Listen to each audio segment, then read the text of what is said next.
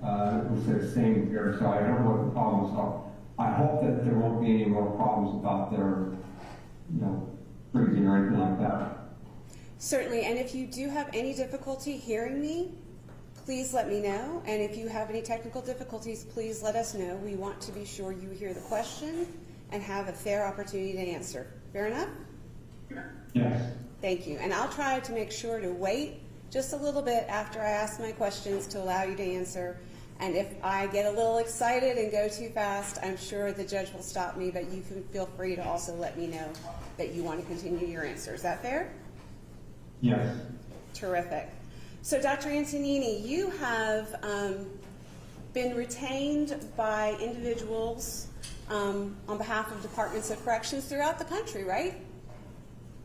Yes. In fact, you've testified 15 to 20 times on behalf of defendants in defense of the execution protocols that they support. Is that correct? Yes. I had about 15 to 20 times. I'm not sure the exact number. That's probably about right. And in fact, that was the number you gave when you testified in Louisiana in the Frazier versus Hoffman case. You would agree? Yes. And in Frazier versus Hoffman, you were asked about the various your various testimonies, but you've testified on behalf of departments of correction and the United States Bureau of Justice in, for example, the federal execution protocol case. Correct? Yes. The Ohio, Yes. The Ohio execution protocol case. Yes. You've testified in Oklahoma. Yes. Missouri. I think I was supposed, I don't believe I was, and I don't think it was a hearing of that, but if you're going to count a deposition as being testimony, then yes. Well, you talked about Bucklew, which was a Missouri case, so I presume you testified in Missouri. I don't recall there being an actual hearing where I testified. I think I gave a deposition, but I could be wrong about that. I just don't remember. You testified in Alabama. Yes. Louisiana. Yes. Florida. No. Not Florida. Tennessee. No. Tennessee. Yes. And at least as of March of this year, for all of that testimony, you've been paid $350,000. Yes, over about a 10-year period that I've been doing it. That's about what it is, I think. And because that testimony was in March, that didn't include how much you're getting paid here today. That's correct. And you're charging the state of Tennessee $595 an hour. Yes, although I don't get all of that. The company that manages it takes their cut. So I think my fee is around $500, I believe. I'm not sure, but it's somewhere around there. So you have done this testimony so much you have engaged a company that helps you with your billing. Yes. And you charge $7,000 a day for courtroom testimony. That is listed in my my declaration. I've actually never charged that amount. I don't think. I always make it less. That's what the contract says, but sometimes it's always been less than that, but probably in the range of 4,000 to 5,000 is my guess. So you provided a declaration in this case, correct? Yes. You read it. Yes. You had to amend it because you originally didn't swear that it was under penalty of perjury, but you have done that. Yes, I did. And in the declaration that was prepared for this court, in this case, that was just written a few days ago, you said you were charging $7,000 a day for testimony. That is correct, yes. Now, I reserve the opportunity to basically, depending on how much I'm there, that I will say, well, I'm not going to charge $7,000. It's going to be less than that. So, But you didn't put that qualification in your declaration, which you just amended on Monday of this week. no, I did not. And you knew that the court and the parties were relying on your declaration, correct? Yes. And you didn't include in your declaration, well, in your declaration, you included some of the testimony that you've given in the last 4 years, correct? Yes. But you omitted some testimony as well, correct? I don't think I did, but I'm sure you're going to correct me. I thought I listed everything I've done in the last 4 years, so. Well, I listed my testimony and deposition, not things where I was consulted or did a report or anything like that. So tell me if I've made an error. so you don't consider a declaration to be testimony? I've been told by the attorneys that I work with under the federal rules of, I guess, civil procedure, that a declaration or report, if there's not a deposition or testimony attached to it, do not constitute basically a testimony or deposition. Now, if I'm wrong, please correct me, but that's the way I was advised by other attorneys that I work with. So I'm not a lawyer. I don't understand the rules. You do read the words, "I declare under penalty of perjury that the foregoing is true and correct," correct? Yes. And you understand what that means. Yes. And when you provided your information about your testimony, you omitted the fact that you also provided declarations that were submitted to the court in South Carolina. That, yes, I did submit a report, but again, I didn't testify or depose, so I didn't think I needed to list that there. So in the case of Bowman versus Sterling, a declaration was filed with the court on January 21st of 2025. You wouldn't contest that? No, I did. Well, just to clarify, I have submitted reports or declarations before, given those to attorneys, and they have not been submitted to the court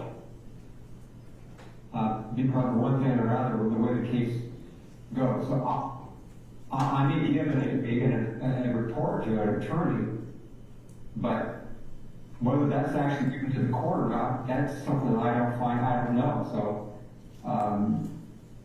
sometimes I don't know whether these things go to the court or not, actually submitted by the attorney. So you have to understand that. And you provided testimony in the federal lethal injection litigation. Yes. And in that particular situation, you are aware that the United States Department of Justice Office of Legal Policy under the previous administration reviewed your testimony, compared it to Dr. Van Norman's, and determined that Dr. Van Norman's opinions with respect to the risks of pentobarbital were more persuasive. I think that's a fair assessment of what their opinion was in that policy. And you testified in the Ohio lethal injection protocol case. Yeah, that was obviously more than 4 years ago, but I did do that early on, yes. And when you testified in that particular case, the magistrate judge was Judge Merz, M-E-R-Z. Yes, that's correct. Your former boss, Dr. David Lebarsky, testified on behalf of the plaintiffs in that case.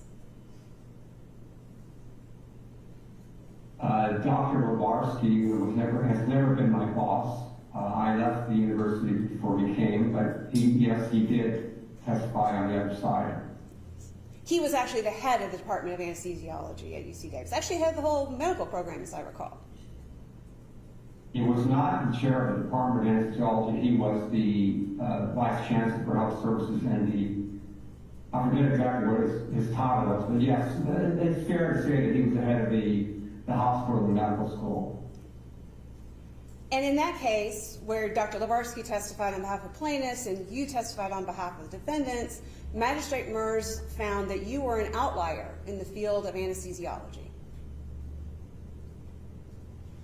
I'm not sure I recall Judge Mers' exact words, but whether he used the term outlier or not, but that probably is a pretty fair characterization of what he thought of me at that point.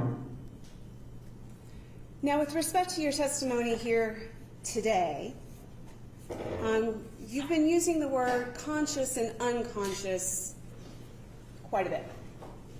And you've been asked about what unconscious means to you in previous litigation, and previously you have stated that for you, the definition of unconsciousness was simply not responding to a verbal command.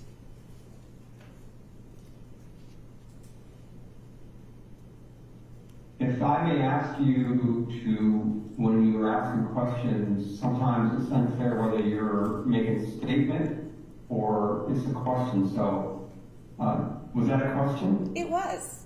In fact, in Glossop v. Let me say something. A lot of your questions are inflection of voice instead of an actual, isn't that true or whatever. And for the record, it might be better if you go ahead and complete this. Certainly, Your Honor. Isn't it true, Dr. Antonini, that you have previously testified in Oklahoma that consciousness is simply not responding to a verbal command? That is one component of unconsciousness. There are other components, and I'm not sure, that's just one component. And in fact, what you testified to in Oklahoma, let me ask you if this is correct. Did you testify in Oklahoma, unconsciousness would be you don't respond to auditory name at a normal tone. You would not respond at a maybe louder tone, and then shaking and prodding. Again, the sedation scale is going to be more applicable here in terms of our discussion of unconscious, so I admit that the use of the word unconscious here could vary or might be varied across my report, but that's true because it varies across the literature, and it certainly varies across patients in terms of, or I should say physicians, in terms of their understanding of unconsciousness and consciousness. Is that what you testified to in the Glossop case in Oklahoma? I'd have to look at the transcript, but it sounds like it would be something that I would have said, so I'm not going to contest you on that. Well, let's just make sure. We'll put it up on the Elmo. And when you were called to testify in the court in Oklahoma, in Glossop, you swore to tell the truth, correct? Yes. Just like you did here today. Correct? Yes. And you knew Yes. that the court in Oklahoma was going to rely on your truthful testimony to reach their decision, correct? Yes. Just like the judge is here today. Correct? Yes. And so at the bottom of page 794 of the transcript in Glossop, which I'm putting up here on the Elmo, and I'm going to attempt to make that a little bit bigger.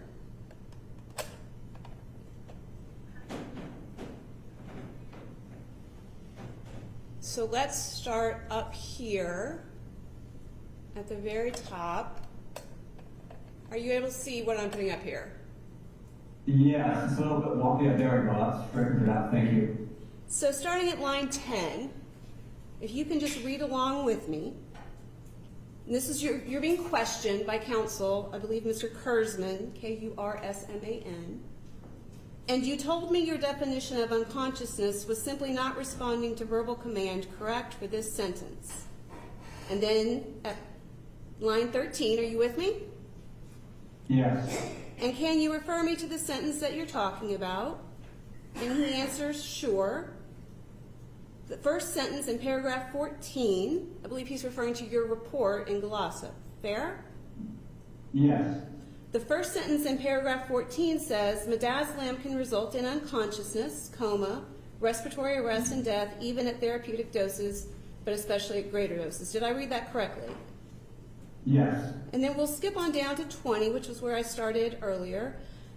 And you told me a second ago that you used the term unconsciousness in this paragraph. You were talking about just not being able to respond to auditory stimuli, meaning somebody saying your name. Is that right? And you answered, no, I don't think that's correct. Unconsciousness would be you don't respond to auditory name at a normal tone.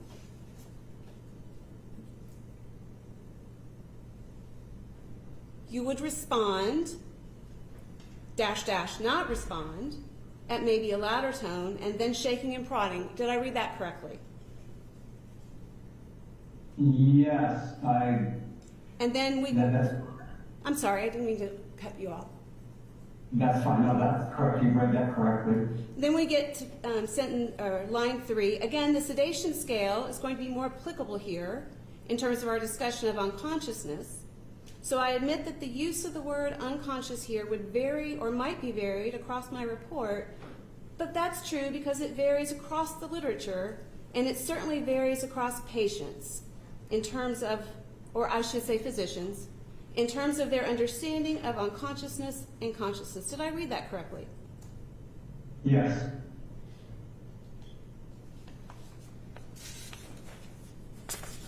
So consciousness and unconsciousness varies across the literature and can simply mean lack of responsiveness, correct? Yes. And in fact, isn't it true, Dr. Antonini, that even people who are in a persistent vegetative state are administered analgesics because the medical community cannot be sure that they are not feeling and experiencing pain? That is true. Patients in that condition often are administered drugs for pain and so forth because they are in that state. Now, with respect to the cardioversion technique that you discussed on direct examination, cardioversion is to treat atrial fibrillation, correct? That is one of the rhythms, yes, that would be treated. Not the only one, but one of them. But it's not what we're concerned with here with respect to Mr. Black's CIED, which is only going to treat ventricular fibrillation. It's only going to treat ventricular fibrillation and possibly ventricular tachycardia. And with respect to the technique of cardioversion, those patients receiving cardioversion receive general anesthesia, or they receive anesthesia, correct? Yes, that's correct. They receive anesthetic drugs. They're not going to be put under a full general anesthesia because it's going to be quick and you don't want to give them that full dose, but they're going to get anesthesia, correct? That is correct, yes. And that's going to include analgesia. Not necessarily, no. Often, cardioversions, they may receive propofol or early on we would use gabapentin, but not drugs that are classically associated with analgesia. So, I'm sorry. I'm so sorry. Please finish. I disagree with the way that you characterize that. I don't think, at least in my practice, we would maybe give a little midazolam and then also some propofol, or even before propofol came out, we might use gabapentin. Those drugs are not, we wouldn't give an analgesic, for example, like fentanyl or opiate, usually for that procedure.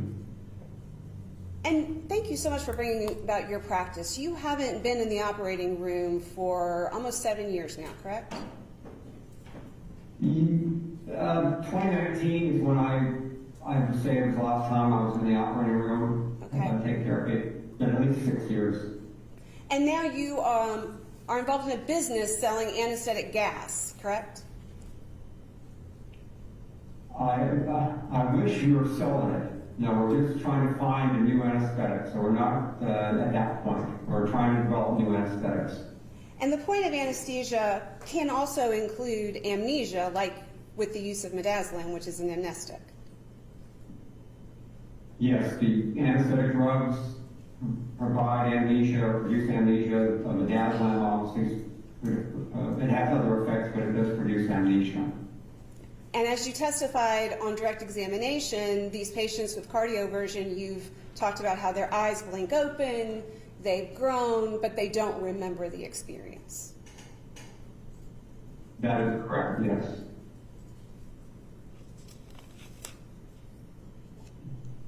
Now, I'd like to talk with you a little bit about the horse studies, if we can. Is that all right? Yes. All right. Now, with respect to the horse studies, let's go to the Ailman study first. Would you like me to pull it up on my computer? Do you have the Ailman study there in front of you? 'Cause I do, I think. I minimized it, but I think I can bring it back up. Actually, give me a moment here. certainly, we want you to have that in front of you. Okay, all right, so, and then,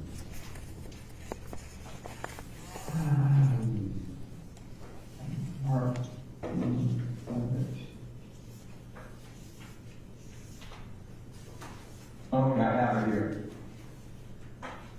And I may be mispronouncing this poor man's name, but his last name is spelled Aleman. And it's a study that you relied on both in direct examination as well as in your declaration, correct? Yes, it's a poor woman. It's Monica. Yeah. My apologies to Monica. So if we can look at this particular study on page 660, well, I'll just ask you, we don't actually have to go through the study because if you remember it, because you've looked at these studies before you filed the report, right? Yes. All right. So you know that then in Monica Ailman's study, the horses were given, some of them, xylazine. That is correct, yes. And xylazine contains analgesia. Correct? Yes. And they were given the xylazine with the analgesia prior to the euthanasia drug, correct? Yes. And in addition to the xylazine, and I'm so sorry, let me spell that for the court reporter. That would be Xylazine. They were also given ketamine. Is that correct?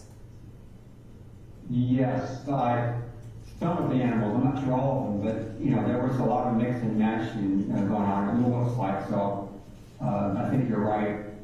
I'm just, In the group that received IV anesthesia, it looks like they received ketamine.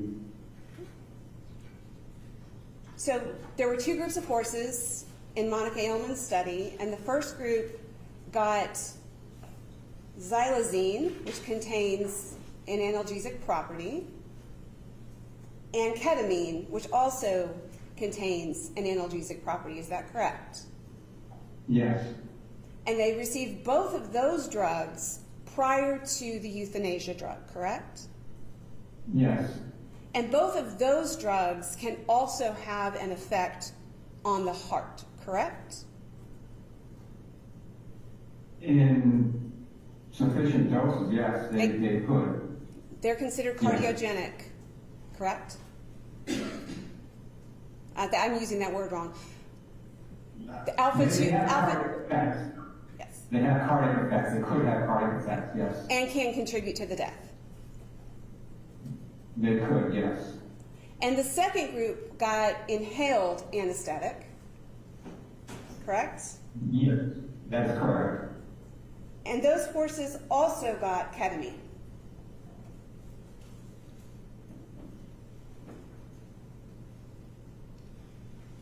They were first I'm in. waiting for that. Is that a question? So let me ask you, in the group of horses who were euthanized under inhalation anesthesia, were those horses also sedated with xylazine and induced with ketamine, as in the IV group? Yes, that's correct. And then the euthanasia protocol that Monica Ailman used involved an intravenous injection of a combination of two drugs, pentobarbital and phenytoin, spelled Phenytoin, correct? Correct, yes. So in the study, Monica Ailman did ensure that the horses received an analgesic prior to the euthanizing drug, correct? Yes. Now, looking at the Buell study, there were 4 groups of horses in the Buell study, is that correct? That is correct.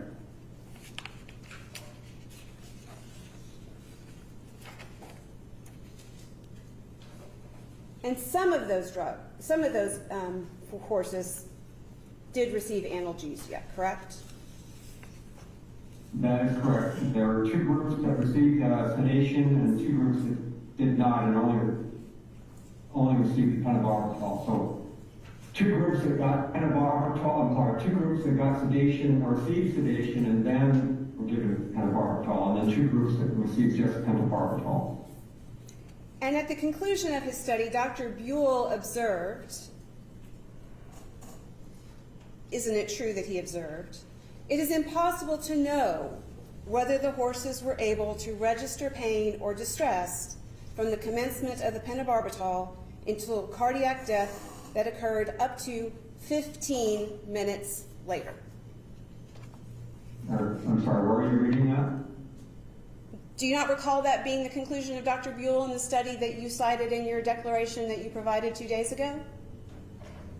Your Honor, she's asking for the witness test for a point in the document where she's reading it. Can she do that? I can do it, but I just am asking a question since he said he just wrote this two days ago and he reviewed the study. I want to know if he doesn't recall that. It's sort of an important point. Well, first off, just to correct you on one other matter here, is that Dr. Buell is a woman. So you probably should refer to Dr. Buell as her. So I'm sorry, I don't remember the studies I cite word for word. So when you refer to a specific part, it'd be helpful if you could refer to where you are reading at, because that helps me to look at the context of that statement. Certainly. And my feminist credentials are definitely suspended. If you look there at the highlighted portion there, Doctor, are you able to see that? Yes. And let me make sure I'm reading this correctly. It is important to know, oh, I'm sorry, I put the wrong one. Yeah, sorry. I heard you correcting me, sorry. It is important to know whether the horses were able to register, impossible, it is impossible to know whether the horses were able to register pain or distress from the commencement of the pentobarbital execution until cardiac death occurred up to 15 minutes later. Yes, you read that correctly. Now, with respect to dosages of pentobarbital, you did rely in your declaration on the package insert for pentobarbital to describe dosage, correct? I did, yes. And isn't it correct, Dr. Antonini, that the common initial dose of pentobarbital for the 70 kilogram adult is 100 milligrams?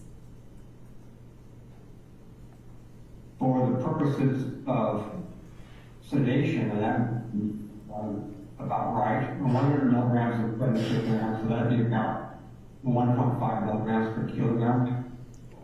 So, Dr. Antonini, on the package insert for pentobarbital, with respect to the dosage amount for IV administration, isn't it true that the package insert says a commonly used initial dose for the 70 kilogram adult is 100 milligrams, correct? Well, again, I don't have the package inserted in front of me. I'm guessing that you are reading it correctly, so it sounds about right.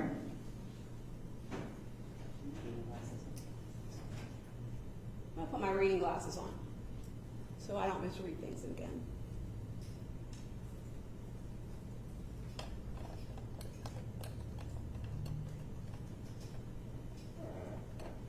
Well, I'm so sorry, Dr. Antonini, I'm just not very good with this little device. Getting there, I can begin to see, I think, the, So, okay. there we go. A commonly used initial dose for the 70 kilogram adults is 100 milligrams, and that's under intravenous administration. You see that there. Yes, correct. And then it says at least 1 minute is necessary to determine the full effect, and if necessary, additional small increments of the drug may be given up to a total of from 200 to 500 milligrams for normal adults, correct? Yes. So we start at 100 milligrams, but it can go up to from 200 to 500 milligrams, depending on the person, correct? Yes, that's correct. And if the person was, it says normal adults, so if there were complicating factors, like say the person was morbidly obese, they might need even a little bit more, correct? They might, with their weight and so forth, but the dosing in morbid obesity is a little bit tricky because you don't base dose on the actual body weight. That's neither here nor there, but yeah, the dosing would be different. And now you mentioned earlier that pentobarbital is used for induction of general anesthesia, correct? It has in the past, yes. I mean, it's not used anymore in the United States because we have better drugs, right? Well, thiopental is not, pentobarbital studied not for induction purposes, as far as I'm aware of, but I think there are some people who still use it for inducing coma. But in the OR, as a part of a general anesthetic regimen, it's basically antiquated for that use in a modern OR. That is correct. And when we use an induction agent for general anesthesia, there are going to be other drugs on board in order to get that full anesthetic effect, correct? Typically, that is correct, yes. We would use other drugs. That is correct. And what you want to accomplish in this general anesthetic regimen is a state where the patient is not feeling pain, for one, correct? One of the things. Yeah. You want Yes, to. that's correct. I'm so sorry, I did not mean to speak over you, I apologize. You also want to achieve an amnestic effect as another thing you'd like to achieve with general anesthesia, correct? Yes. You would like to make sure that the patient doesn't move during the operation, correct? Yeah. And you want the patient to be not responsive to external stimuli, correct? Yes. Generally speaking, you don't want them to have any movement responses if you can avoid it. And the hope is that they're not experiencing what's happening during the surgery, correct? Yes. But modern anesthesia research tells us that that may not actually be true, correct? If the drugs are given sufficient doses, then I do believe you achieve those goals. You have a lactating person, you may not achieve all of those goals. Well, we'll get back to that in just a minute. I got a little ahead of myself, so I apologize. So, Dr. Antonini, you have testified in other courts that folks who undergo a lethal injection would not be able to feel the effects of the drugs, correct? That is correct. And you testified to that same result when the drug used was midazolam, which is a benzodiazepine, correct? Yes. And you've testified when the drug was pentobarbital, correct? Yes. And you've testified to that if the execution agent was lethal gas, correct? Yes. And when you've testified, for example, that you knew that these folks were not feeling the effects of the drugs during a lethal injection, you have partially relied in the past on media accounts of individuals who were being executed, correct? Yes. As often occurs in these cases, the media reports do come into play. And you are aware, are you not, that the media report of Joseph Wood, who was executed using midazolam and hydromorphone, was that he gasped and snorted 600 times during a nearly 2-hour execution? Objection, Your Honor, this is irrelevant. This case is about pentobarbital, not a gas one. Do you need me to repeat the question again? Yes, would you please? Sure. You are aware that Joseph Wood, who was executed in Arizona, and you've been asked about Joseph Wood in the past in other litigation, right? I am familiar with that execution vaguely. I know that there were problems with it. But I don't remember the inmate's name, but I do know that case generally speaking. That Mr. Wood gasped and snorted for 600 times during a nearly 2-hour execution? That sounds about right, yes. And you're aware that in Oklahoma, Michael Lee Wilson, when he was executed, cried out, "My whole body is burning." I don't recall that. I may have referred to that. I might have been around the past. I don't remember the details of that particular one. I mean, obviously there have been executions that have not gone according to plan, so. And are you aware that in May of this year in Indiana, witnesses to the single drug pentobarbital execution there reported that there was violent movement from the inmate who was executed in that case, lurching against the straps? I am not aware of that. Didn't know about that. Or I don't know. I don't remember it now. I may have read about it in the past, but it doesn't ring a bell. Physician-assisted suicide is one of the areas we look to when we're looking at methods of execution to sort of compare what happens when physicians are helping individuals who are terminal in their lives. Is that fair to say? Yes, it is.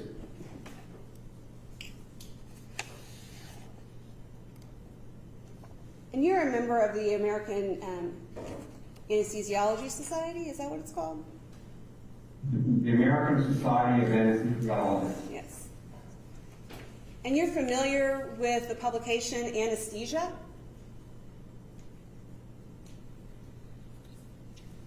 Do you mean the journal Anesthesiology or? The journal Anesthesia. This is published by the Association of Anesthesists, I apologize. Oh, so that would be from the United Kingdom. So yes, I am familiar with the journal Anesthesia. And are you aware that in the journal Anesthesia, in 2019, they published an article where individuals interested in assisted suicide looked to lethal injections in the United States when analyzing their own protocols? I'm not familiar with that paper. I may have read it in the past, but I'm not familiar with it. So, Dr. Antonini, I'd like to show you, for the record, I have a copy of legal and ethical implications of defining an optimum means of achieving unconsciousness system.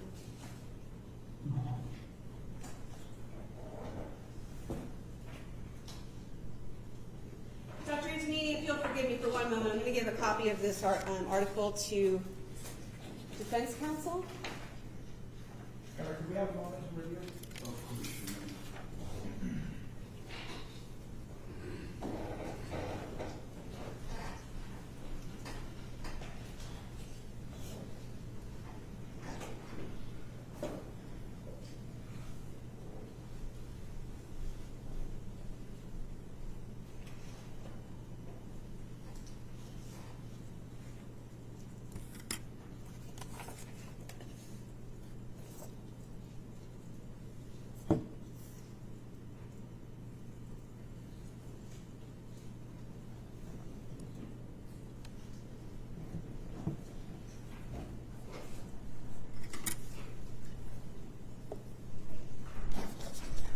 To be fair to the witness, since he doesn't have a copy while they're reviewing, may I just go and put it on the almo so that he can look at it?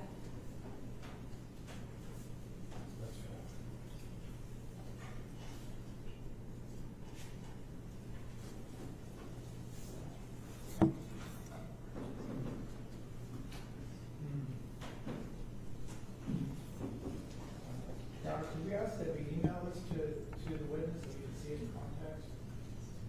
You may do so. Do you have electronically? I don't. It's simply an impeachment point, Your Honor. Can you put the front, can we just put the front, the first page on so we can see the title? Of course.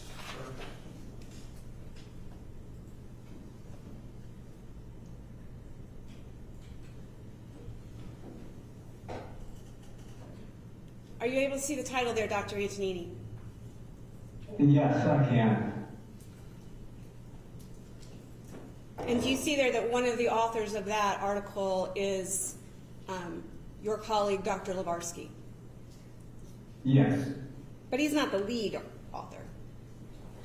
No, he's not.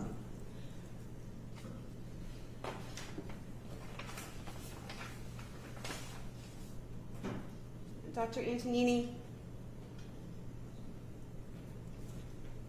it's fair to say that folks who are interested in ethical and humane euthanasia are very concerned with whether or not the patient, the person who's dying, will feel pain during the end of life, correct?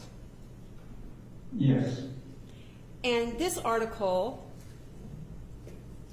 summarizes or draws an analogy to pentobarbital executions in the United States and says that the literature concerning U.S. capital punishment indicates that although similar agents are used as during clinical anesthesia, conduct in their administration falls well short of being able to satisfy the requirement of achieving unconsciousness to the point of death. Expressed another way, the lesson from these unfortunate experiences is that any optimum method used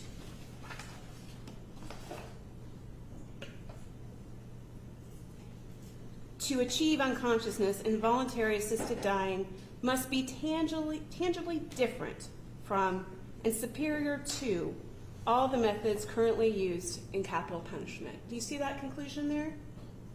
Yes.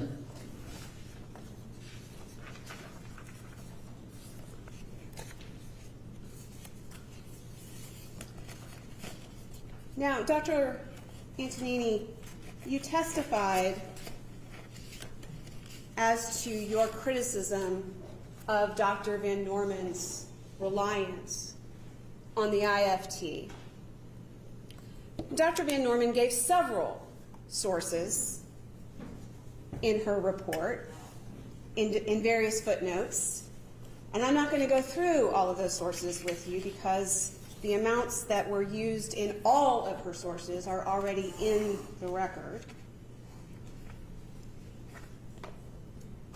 But I find it interesting that in her article, in her declaration, which you read, correct? You read her declaration? I did read her declaration, yes. And you've seen her give similar opinions before, correct? Yes. And you've cited the horse studies in response before, correct? Yes. Yet in your report, you cite only one footnote, one study where you are critical of her sources. You don't refer to all of her footnotes in your report. Is that fair to say? I don't refer to all of her footnotes for that are in her Right. report, no. You've only referred to a few of them here today, correct? That is correct. And some of the studies that you discussed on direct examination, and again, I'm going to try not to have to go through all of them, but some of those that you discussed on direct examination had actually been the ones regarding midazolam, for example. Dr. Van Norman had cited for the proposition that the clinical parameters to deduce unconsciousness, such as eyelash reflex, etc., don't work. You recall her testimony about that the other day, correct? Yes, I do. You were in the courtroom, or you were watching that cross-examination on the Zoom, correct? I was, yes.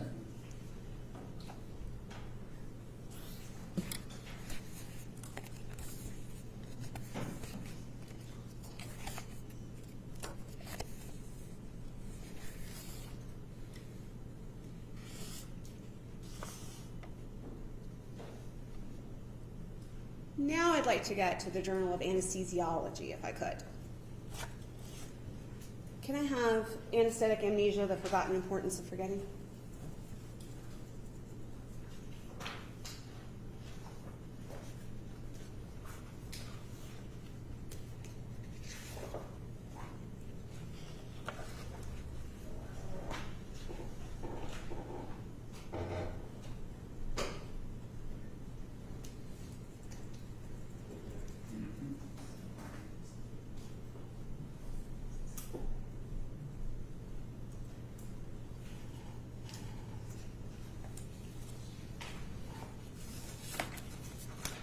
For the record, could the witness see this article? Of course, he received it. Your Honor, if you'll give me a moment.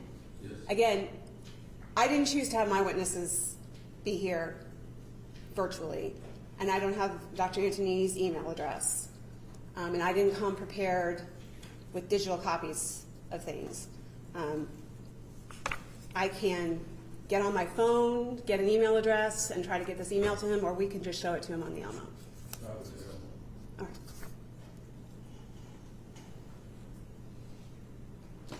I'm going to apologize, but mine's marked up. But again, we've talked about how you're familiar with the Journal of Anesthesiology, correct? Yes, I am. I actually have an electronic copy, I believe, of that paper. You do. Would you It like? might take a moment.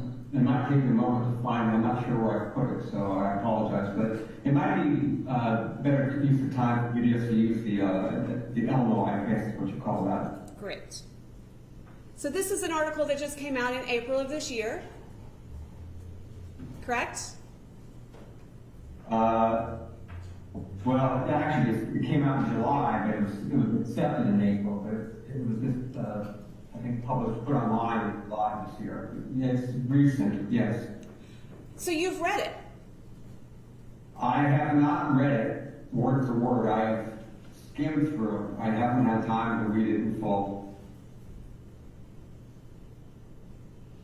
And you would agree with me, Dr. Antonini, that the purple highlight, where I'm pointing my finger, says, it is clear that from the start, unresponsiveness to painful stimuli could create a powerful illusion, ILLUSION, of amnesia and unconsciousness, correct? Yes, you heard that correctly. And it also states, the state of general anesthesia has historically been viewed as a drug-induced reversible impairment of consciousness. However, it is increasingly apparent that this impairment of consciousness does not necessarily imply the complete absence of consciousness.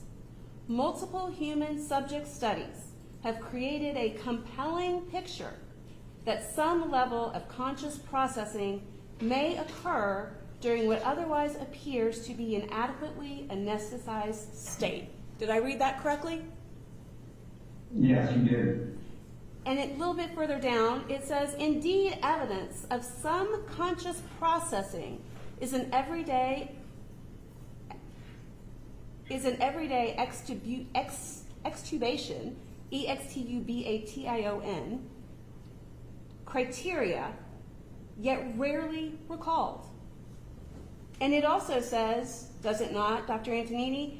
It is mostly assumed that anesthesia is an absence of experience, but we may have to accept as truth that some experience is present and that the illusion of the absence of subjective experience is created through amnesia.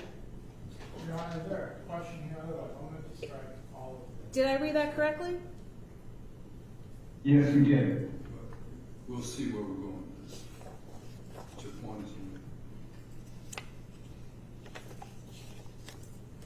made. Dr. Antonini, I want to just flip to the conclusions, because we do have another witness to testify, and I promised that I would be brief with your cross as well.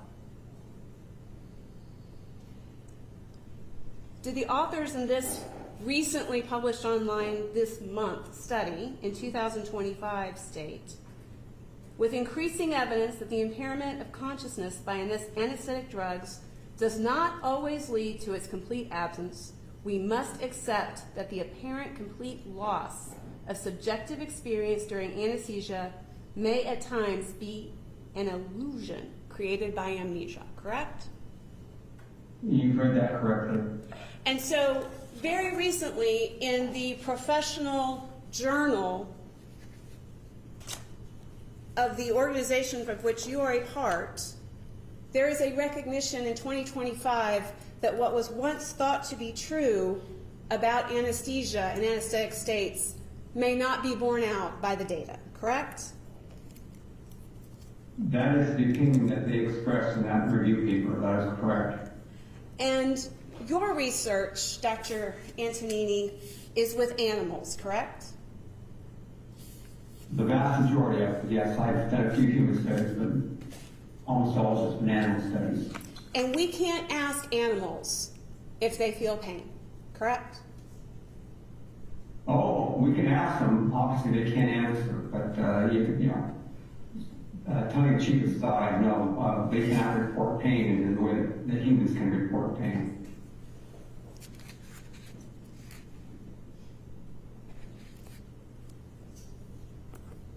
If I may have a moment, Your Honor.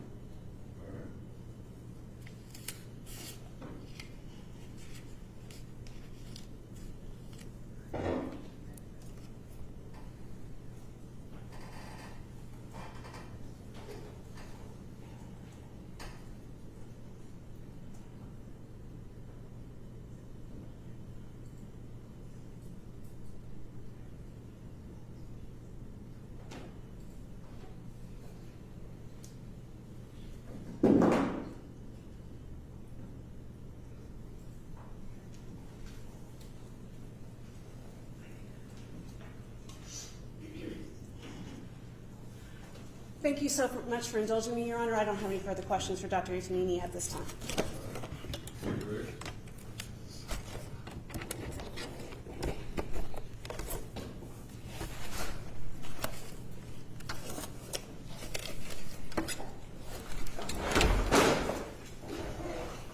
Sorry. Dr. Antonini, that was me just dropping my notebooks all over the place. It wasn't the defense counsel punching me.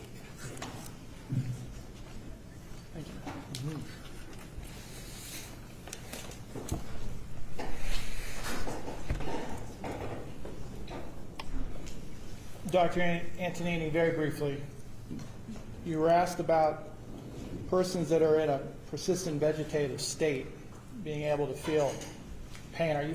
Are you familiar as an anesthesiologist with persons in a persistent vegetative state? What that I means? am. I have taken care of people that have been in a, there's different degrees of altered consciousness, but I have taken care of people with persistent vegetative state. And they're not receiving 5,000 milligrams of pentobarbital, are they? No. It's not quite comparable to inmates under the Tennessee protocol. Objection leading. Is it comparable to inmates under the Tennessee lethal injection protocol? No. The anesthetic management of a patient with persistent vegetative state would be completely different than 5,000 milligrams of pentobarbital. And you just saw a study from this year related to whether or not someone who is in an anesthetic state, whether they can feel pain or not. They're not dealing with massive doses of pentobarbital, are they? No, they're not. And finally, we talked about unconsciousness. When you say that Mr. Black will be unconscious, do you mean that he will not feel pain? Objection leading. That's a question, Your Honor. Overruled. Should I ask it again? You may. When you say that Mr. Black will be unconscious, do you mean that he will not feel pain? Yes. Thank you. No more questions, Your Honor. Any rebuttal? No. All right, thank you. Let's call the next witness. Your Honor, the next witness is available at 3 o'clock.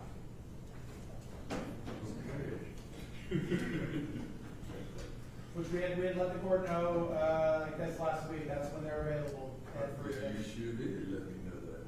All right. We're early. Is there anything else we need to do right now while we're waiting for 3 o'clock? Nothing complaining from. All right, are we on a pretty good schedule in terms of the notice that was filed? Yes, sir. Okay. All right. So we'll have to wait until the clock strikes 3. Your Honor, I can see, so she's with patients right now, and so that's the delay. Okay, well, let us know if she happens to be available before. Yes, sir. All rise.